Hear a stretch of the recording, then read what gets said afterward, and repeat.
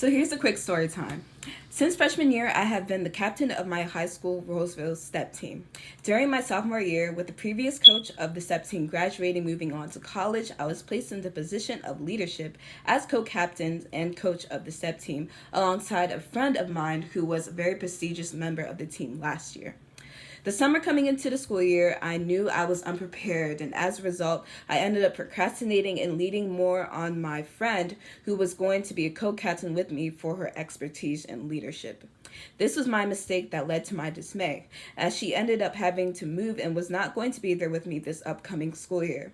So I entered into this leadership role completely unprepared and recycled old steps to teach to the team. And one thing I noticed within myself is that I relied heavily upon other people. Although it was entrusted within me to lead the team, I appointed roles to my friends who had joined last year, but were all very unfaithful to the team and were not near the level of skill that I had managed to achieve.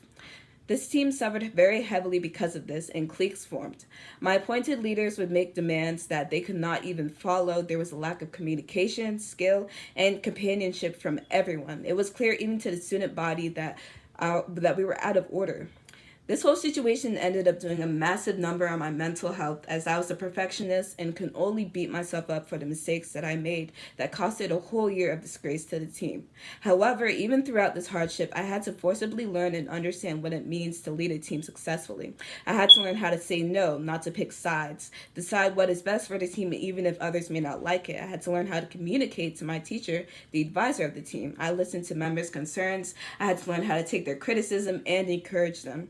I learned how to act under pressure and how to make heavy decisions. I learned that quality over quantity is what matters most. And I learned that I had a terrible habit of neglecting responsibilities until I could not neglect them anymore. COVID halted the clubs that following school year and invoked the biggest change within myself that I was proud of. I stopped loafing around and complaining over the previous year while trying to drive it out of my memory. Instead, I started brainstorming how to prepare myself for the upcoming years, which unfortunately has occurred due to COVID. But I planned out slides and gave myself tips. I even studied the Netflix show Cheer to see how Coach Monica had led her team in such a successful way. I admired her, really.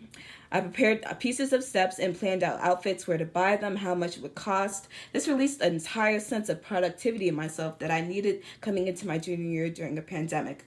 I learned that I was capable of being a great leader if I took the steps of discipline and knowledge to take myself there. I gained a new confidence in myself, and I learned that if I can, I will.